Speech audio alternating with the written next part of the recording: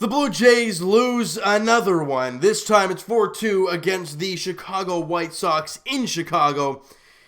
And Marcus Stroman on the mound again for the first time since that whole spiel back in Toronto against the same Chicago White Sox with Charlie Montoyo taking him out of the game and the whole, I wouldn't say argument, more or less loud discussion, I guess you want to call it, for Marcus Stroman and Pete Walker and guys like that. Anyway, don't look anything into that because it means nothing.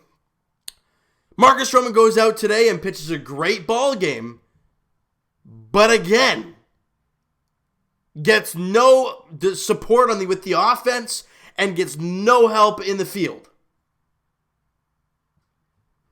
You know, in the very first inning, the Blue Jays have an opportunity to get out of the inning, or at least I think it was get the second out at first base. Chopper up the middle, to be honest, it might have even been the third out. Chopper up the middle, and Galvis, he's there, bobbles it. Can't get it, and it's an error on Galvis. And the Blue Jays, I think, are the third or fourth team in the league when it comes to errors. Great. Next batter, and Wellington Castillo, he singles to center field. Run comes in, so that error is an unearned run for Marcus Stroman. Marcus Stroman, that is his 7th unearned run this year. That is second in the big leagues. Tells you right there, the defense behind Stro hasn't been very good. And it continued again today. You know, you go into and then the top of the second, the next half inning, Freddie Galvis actually leading that inning off, and he crushes one to right center field, and it's gone for a solo shot. He kind of redeems himself there, but instead of being up 1-0 with the home run, it's tied 1-1. We go to the bottom of the fourth inning, and I don't think it was in this inning, but one of the innings before that, I think it was. Jonathan Davis, I think it was Yolmer Sanchez, or Garcia. I think it was Yolmer Sanchez who hit a ball in center field. Davis played it a little bit weird, but took his time getting the ball back into second base. So Sanchez was like, I'm going to test your arm now. Go second, slides in safely. Instead of a leadoff single, it's a leadoff double. And they put the camera on Stroman, and he's like, I don't know what exactly he said, but it looked like something along the lines of, you got to be kidding me. And I don't blame him. You know, he's trying his best out here to pitch the best he can, but he's getting no help behind him. And even with the bats, the Jays don't get diddly squat. You know, then was it Ryan Cordell? Or is it, yeah, Ryan Cordell hits an infield single to shortstop. Delmonico comes in to score, and that makes it a 2-1 lead in the bottom of the fourth inning. Top six, Blue Jays get some help. Chopper by Grichuk down to third base. Moncada on to first.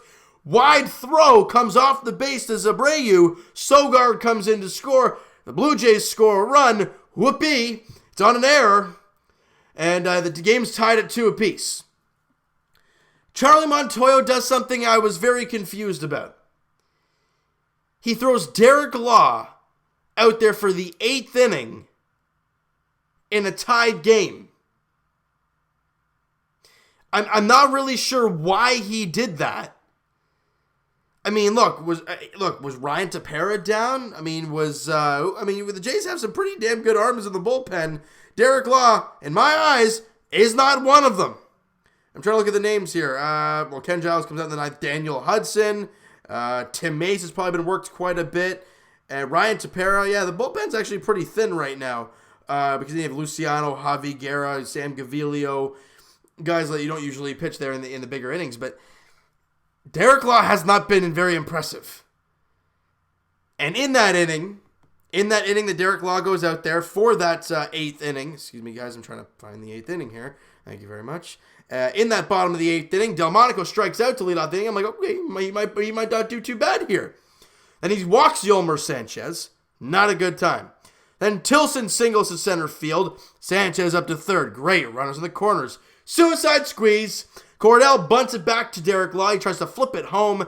Not in time. Sanchez is safe. Jansen fires it to first. Not in time. He's safe there. Great. And they got the lead 3-2. And where is it here? And Garcia hits a sacrifice fly. Lurie Garcia hits a sacrifice fly to left field. McKinney comes out throwing. Throw to the plate. Meanwhile, bad pitch by Derek Law. It ends up being a wild pitch charged to Danny Jansen. Or was it Was it a wild pitch? It was a wild pitch by Derek Law. Even though Danny Jansen didn't even go down to try and block the ball, he tried to stab at it. You don't usually try and do that. Goes to the backstop. Runners move up. Second and third now with one away, and instead of just first and second in the double play in order. Lurie Garcia, it's a sacrifice fly to left field. McKinney comes up gunning, throws it home on a bounce. They call him initially out. They review it. He's safe. 4-2 White Sox, and then he gets Moncada to strike out to end the inning. But other than that, look, Derek Law in that inning gives up one hit, walks one, gives up a couple runs. I don't know why he pitched him in that inning. Tepera might have been down in the game. Hudson might have been down. Actually, Hudson might be even starting tomorrow. No, it's Aaron Sanchez on the mound tomorrow. So I don't know why Daniel Hudson didn't really go today. I mean, look, there has to be a reason why he threw Derek Law out there. For my brain, I can't pick it. It has to be that these guys were down and couldn't pitch today. It had to be. Because Biagini pitched in the 7th. Why would you put Derek Law in the 7th and then Biagini in the 8th? I don't know. I'm not really sure what Charlie was doing in that game. If you guys have any idea of what his plan was there, or you heard something about why he did that move, please let me know, because it confuses me why Derek Law pitched that 8th inning. And then the top of the 9th, Jays can't get diddly squat on offense, and they lose 4-2. Look, Marcus Stroman and Aaron Sanchez are the two best pitchers for the Blue Jays. And don't, well, ERA is this. Like, I don't care. They're the 1-2 guys that have been around this organization the longest when it comes to, actually, in general, they might even be the longest players been around. But, yes, they haven't had consistently good starts lately, but they have had zilch of offense to work with. You go to that last game against the White Sox on Mother's Day. Sanchez wasn't bad. There was no offense by the Blue Jays. Now, he did have one bad inning, but other than that, I mean, he was dynamite. The Jays had no offense. What happened today? Marcus Stroman's doing his damnedest to help his team out. They're committing errors behind him. They're not making them smart plays. They're not getting the damn ball in from the outfield. Marcus Stroman, I mean, he pitched a great ball game. He pitched, 6 innings of 7 hits, 2 runs. Only one was earned, obviously, from the Freddie Galvis error. Strikes out 6, only walks 1 guy. He was great. But once again, he picks up a no decision because the Jays can't get him any type of offense. The Jays had 2 runs on 2 flippin' hits. The solo shot, and then a bloop snot hit from Brandon Drury. And actually, wasn't that a hit? It's still in the first inning? Or maybe, what happened there? You guys see that light flicker? I don't know if that was me or not, but whatever.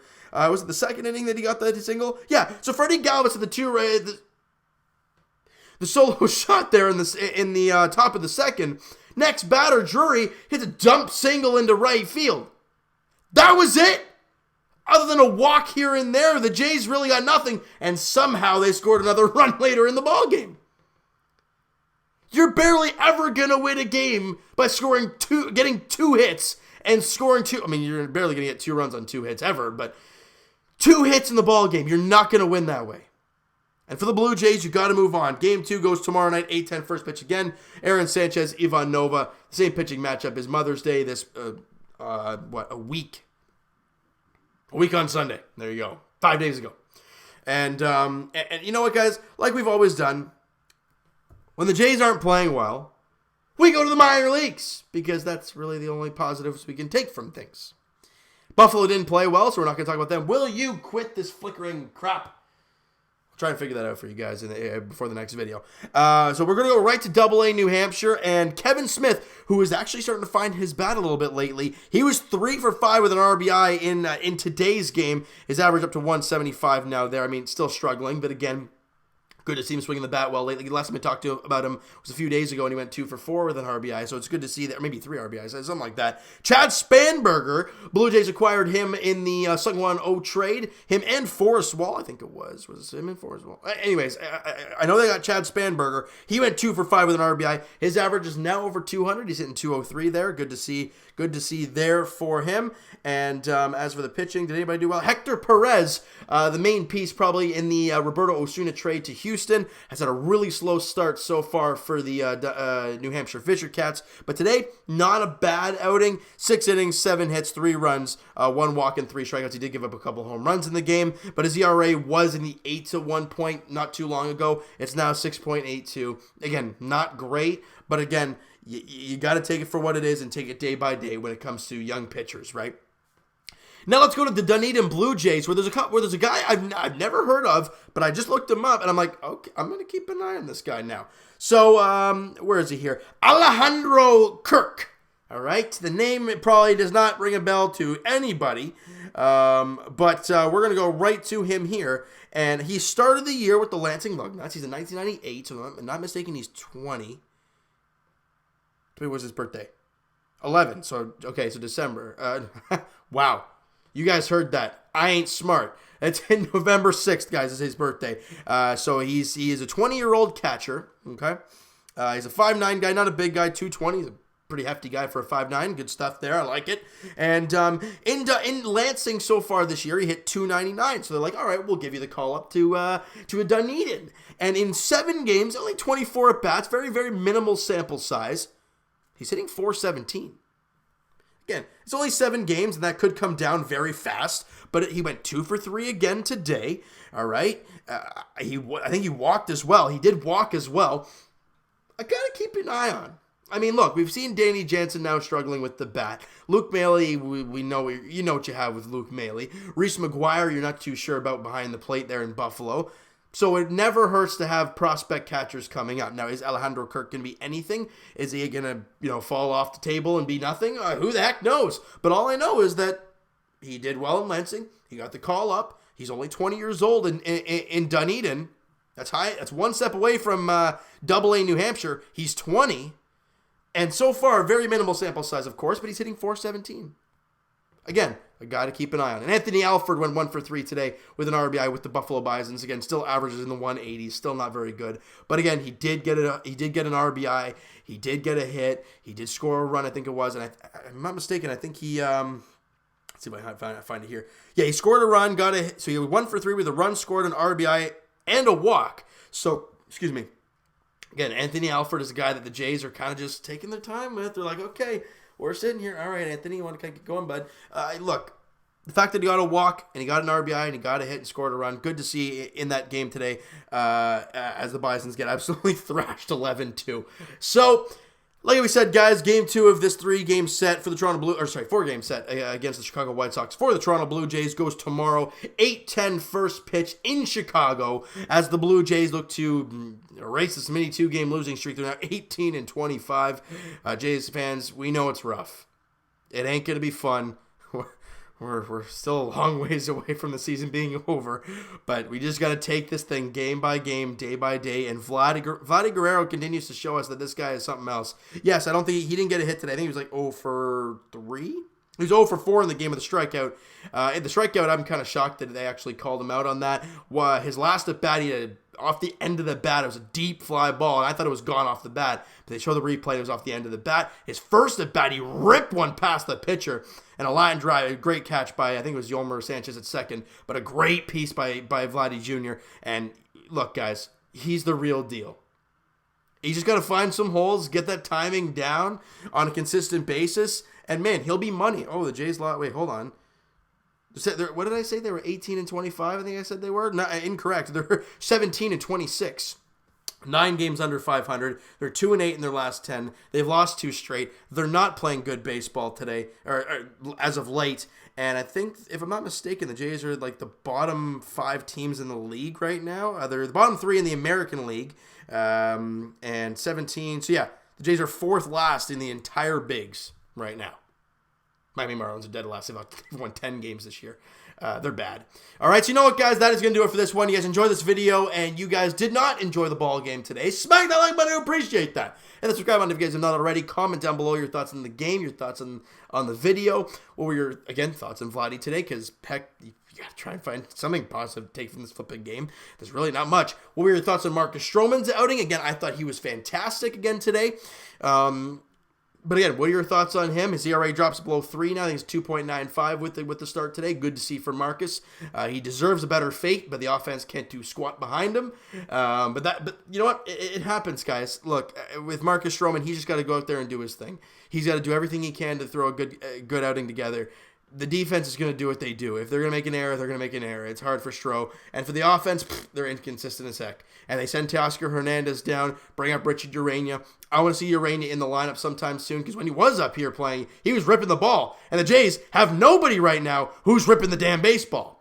So it'd be nice to see some guy come in and actually maybe string some hits together. I don't know. We're going to have to wait and see how it all plays out, though, guys. All right. So Evan and I will talk to these podcasts. We actually uploaded Season 2, Episode 19 of the TO Sports Talk podcast today. Link is in the description for the podcast channel and for the podcast itself on iTunes. Twitter is also down below. Follow up, send me a DM, do all that great stuff. And check out Mo Buckets on Twitter, Blue Jays Wave on Instagram. Great guy, great content. Please go check him out, guys.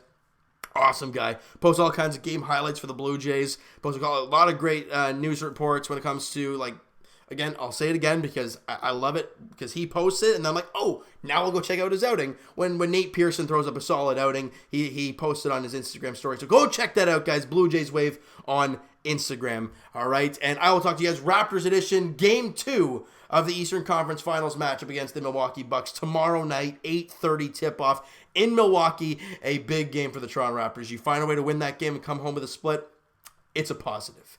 You take that and you move on, but it's not going to be an easy one. None of these games are going to be easy against Milwaukee, all right?